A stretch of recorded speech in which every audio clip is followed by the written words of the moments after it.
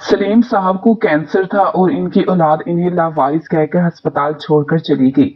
रजिया ने बेटों से बाप का पूछा तो कहने लगे अब्बा की मौत हो गई और इन्हें दफनाकर आ गए हैं। रजिया शोहर की याद में रोती रहती क्योंकि औलाद का रवैया दिन ब दिन रजिया के साथ भी बहुत बुरा होने लगा और वो कई कई दिन भूखी रहने की वजह से बीमार हो गई। एक दिन बेटे रजिया को गाड़ी में बिठाकर ओल्ड होम छोड़ने चले गए तो इनके कदमों तले जमीन निकल गई। जब रजिया भागती हुई वहां एक बूढ़े से लिपट गई। वो बूढ़ा तो पिछले 3 रोज से सलीम साहब की तबीयत मजीद बिगड़ती चली जा रही थी। बूढ़ी माँ कभी एक बेटे की मिन्नतें कर रही थी तो कभी दूसरे बेटे की रो रो कर यही कह रही थी कि बेटा देखो ना, तुम्हारे अब्बू की तबीयत मजीद खराब होती चली जा रही है। मैं कह रही हूँ कि एक बार डॉक्टर के पास से दिखा लाओ, शायद वो इन्हें दवा दे तो ठीक हो जाए। मगर बेटे हर बार यही जवाब देते कि अम्मा अभी कुछ दिन पहले ही तो अब्बा की दवा लेकर आए हैं, वही दवा दोगी तो ठीक हो जाएंगे। रजिया ये सुनकर खामोश हो जाया करती मगर इन दवाओं से तो सलीम साहब की तबीयत संभल ही नहीं रही थी। रजिया दोबारा कमरे में आई तो बिस्तर पर बेहोशी की हालत में लेटा शोहर कराह रहा था। इसके दिल को कुछ हुआ था। वो चलती हुई सलीम के पास आई। वो बुखार से तप रहे थे। घर में तो बुखार की दवा भी मौजूद ना थी। इसने फौरन ठंडा पानी लाया और सलीम के सर पर ठंडे पानी की पट्टियां रखने लगी। उन्होंने सुबह से कुछ न खाया था, ना ही घर में ऐसी ग़िज़ा मौजूद थी जो मरीज को दी जा सके। रजिया अभी शोहर के माथे पर पट्टियां रख रही थी कि तभी बालों का गुच्छा सर से उतरकर इसके हाथ में आ गिरा। रजिया ने ये देखा तो जैसे इसके कलेजे को किसी ने हाथ में दबोचा था। आंखों से आंसुओं की कितार बहने लगी। इससे मजीद सब्र ना हुआ तो रोती हुई उठकर बेटों के पास चली गई। बड़ा बेटा जो 25 साल का था मोबाइल चलाने में मसरूफ था, साथ ही किसी से फोन पर बात भी कर रहा था। जब एकदम से हिचकी बंदी माँ इसके कमरे में आने लगी तो फौरन गुस्से से भीतर कर हाथ के इशारे से दरवाजे पर ही रोक दिया और दबी दबी घराहट से कहने लगा, क्या नजर नहीं आ रहा आपको? मैं दोस्त से बात कर रहा हूँ। फिर गुस्से चली आ रही हैं। अब कौन सी क्यामत आ गई है जो रोना डाल रखा है आपने? बूढ़ी माँ की सिसकी वहीं हल्क में ही दबकर रह गई। वो तो मुंह पर हाथ रखकर अपनी रोती हिचकियां रोकने लगी। इसका वजूद कपकपा रहा था। फौरन उल्टे कदमों बेटे के कमरे से निकल गई और दूसरे बेटे के कमरे का रुख किया। आंखों में आंसू आ चुके थे। दरवाजा खोला तो सामने बेटा ड्रेसिंग टेबल के सामने खड़ा तैयार हो रहा था। रजिया सिसक कर छोटे बेटे के पास गई और कहने लगी, नुमान बेटा ये देखो ना क्या हो गया। रजिया से तो बोलने भी नहीं हो रहा था। नुमान ने माँ के हाथ में बाप के स्याह और सुरमई से बाल देखे तो फौरन 2 कदम पीछे हटा और बोला, ये क्या, किसके बाल उठाकर ले आई हैं और इस कदर रो क्यों रही हैं? रजिया कहने लगी कि तुम्हारे अब्बा को कैंसर शायद जड़ पकड़ता जा रहा है। देखो ना, अब तो इनके बाल भी गिरने लगे हैं। तुम मेरे साथ अब्बा को डॉक्टर के पास लेकर चलो ना। रजिया बालों को देखकर रो रही थी कि तभी नुमान का कहता गूंजा, तौबा है अम्मी, मैं समझ रहा था कि पता नहीं क्या हो गया, बस बाल ही तो गिरे हैं। वो बूढ़े हो चुके हैं और इस उम्र में बाल गिरते ही रहते हैं। इतनी सी बात पर रोने की क्या जरूरत है? अब्बा की दवाई पड़ी है, वही लेंगे तो ठीक हो जाएंगे। मैं दोस्तों के साथ घूमने जा रहा हूँ, रात मेरे लिए खाना ना बनाइएगा।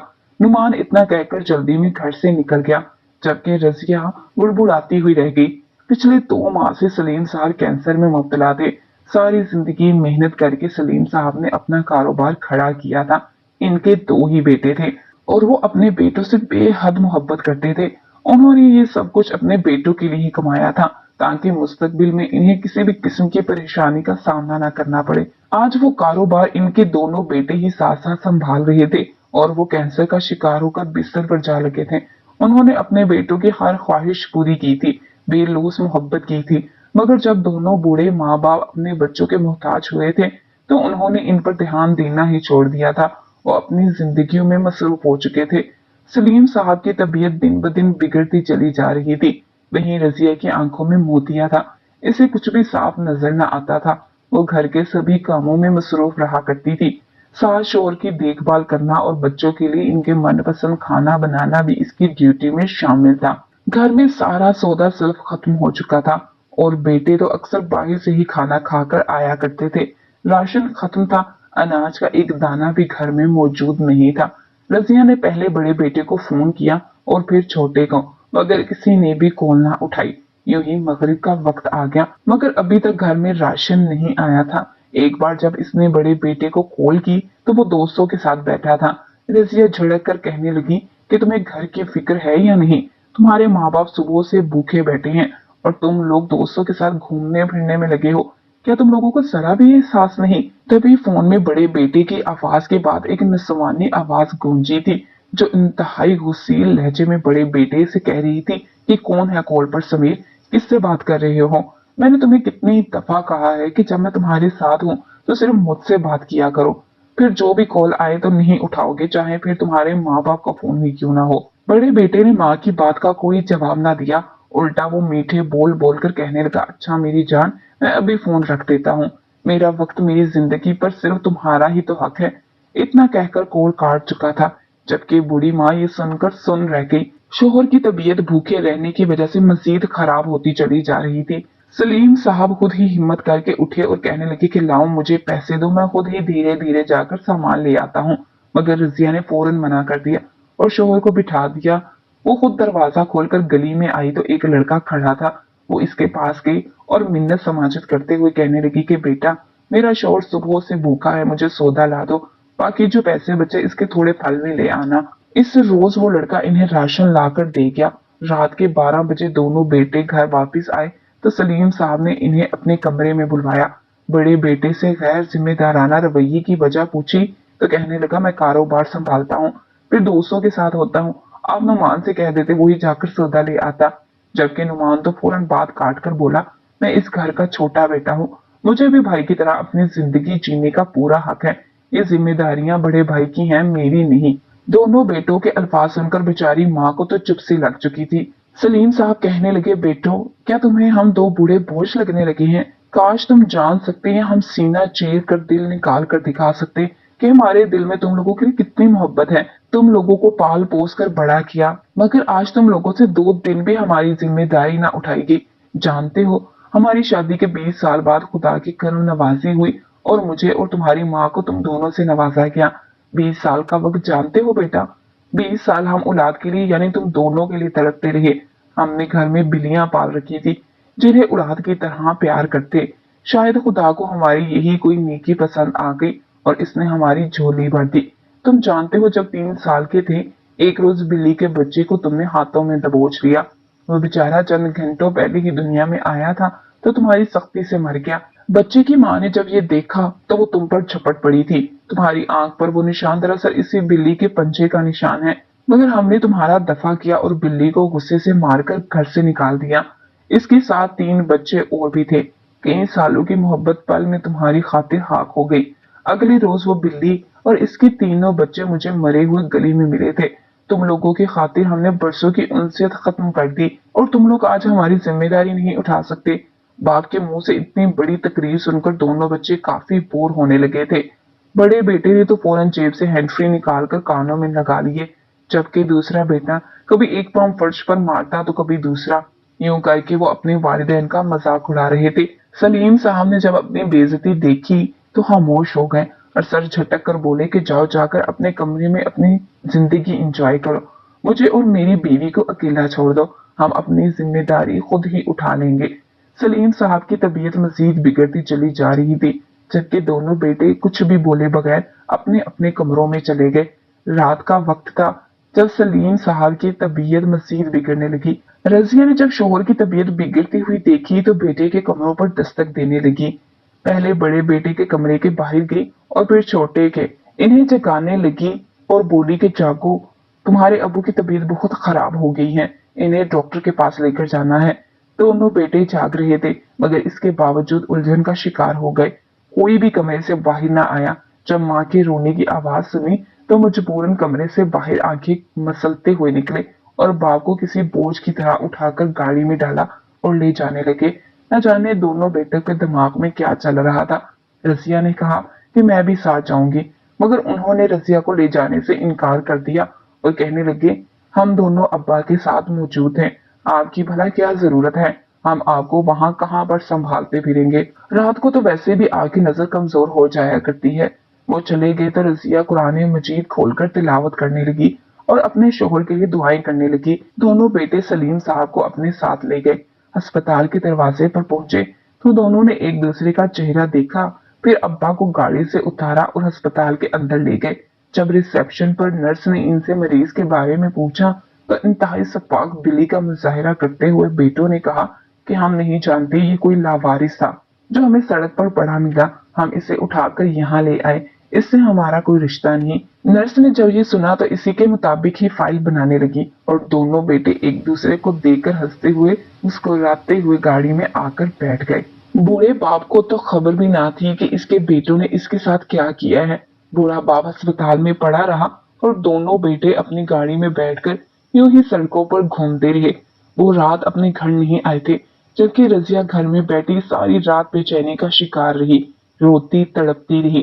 दिल में अजीबो गरीब से वसवसे आ रहे थे कि न जाने क्या होने वाला है। काश वो भी शोहर के साथ ही चली जाती। वो वहीं बैठी बैठी न जाने कब सो गई। इसकी आंख जब खुली तो सुबह के 9 बज रहे थे, मगर अभी तक ना इसके शोहर की खबर थी और ना ही इसके बेटों की। इसने अपने बेटों को फोन करना शुरू कर दिया, मगर किसी ने भी कॉल नहीं उठाई तो वो परेशान सी हो चुकी थी। समझ नहीं आ रही थी कि कहाँ जाकर अपने शोहर को ढूंढे।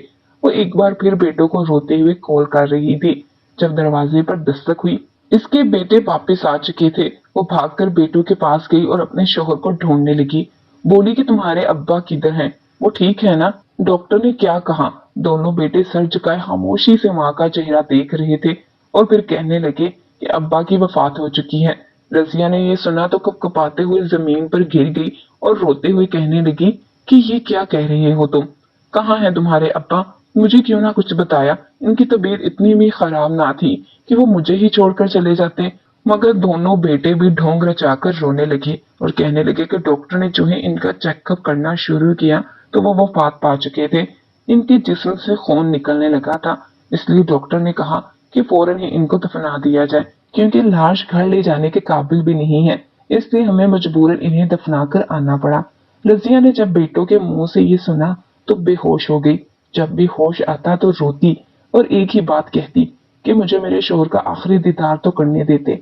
अगर मुझे पता होता कि ऐसा होगा तो मैं खुद शोहर के साथ चली जाती। न जाने कहाँ दफन कर आए हो अपने बाप को।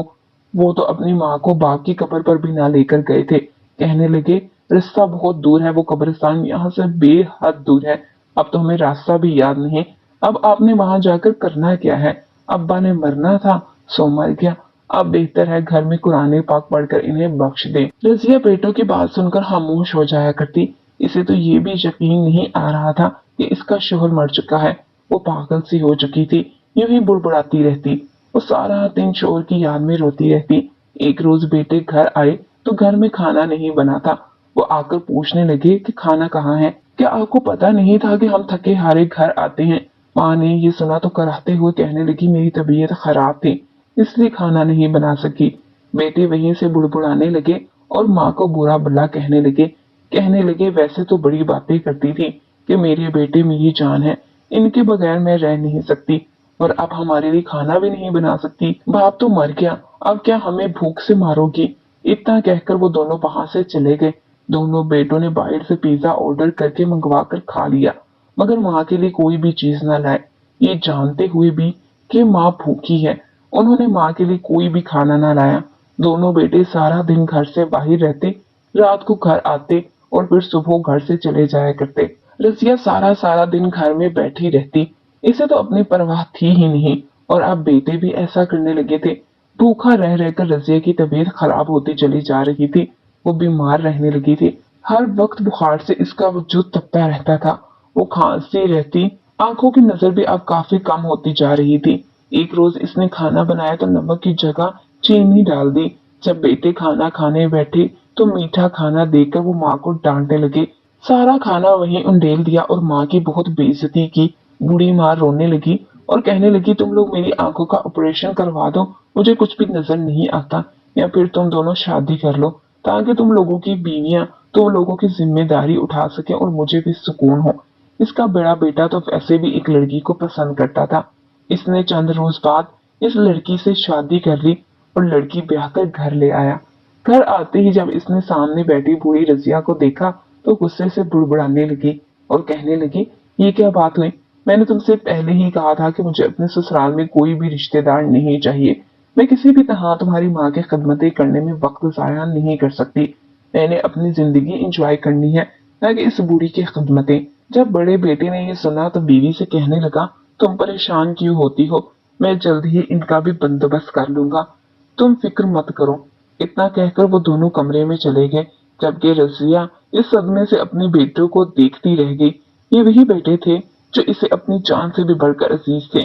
घर में बहू आ चुकी थी, मगर इसने एक बार भी रजिया के पास आकर बैठने की जहमत ना की थी। सारा दिन तैयार होकर महारानी बनी फिरती रहती, कभी शोर के साथ घूमने जा रही है तो कभी डिनर करने बाहर जा रही है। यही इनकी जिंदगी थी।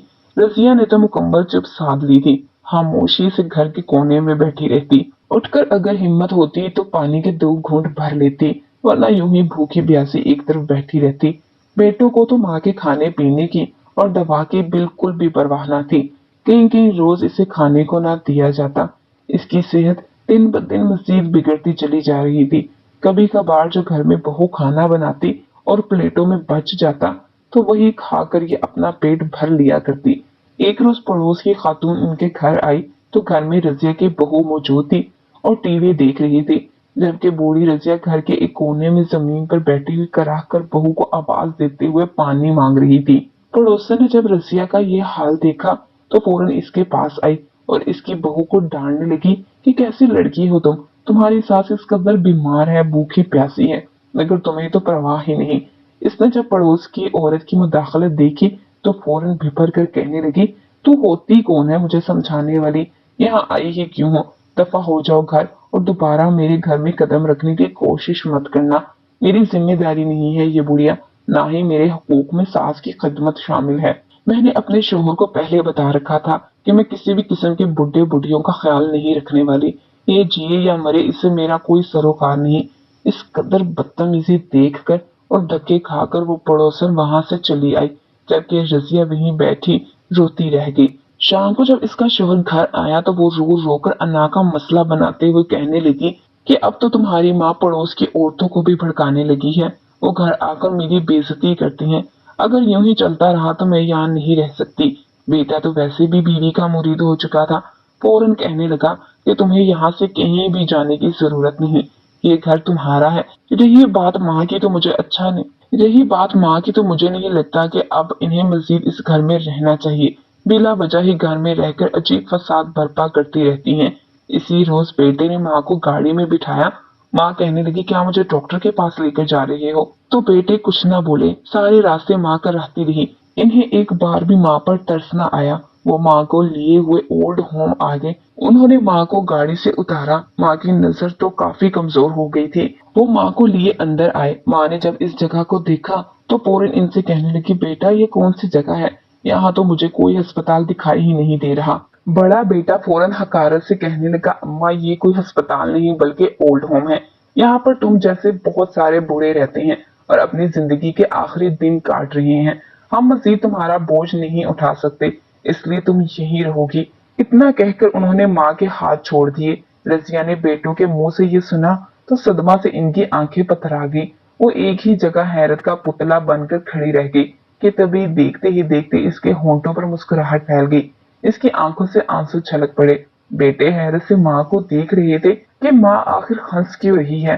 तभी उन्होंने देखा कि इनकी माँ भागते हुए एक जानिब जा रही है और तभी इस शख्स के गले लगकर फूट फूट कर रोने लगी। बेटे ने फौरन इस जानिब देखा तो इनके होश उड़ गए।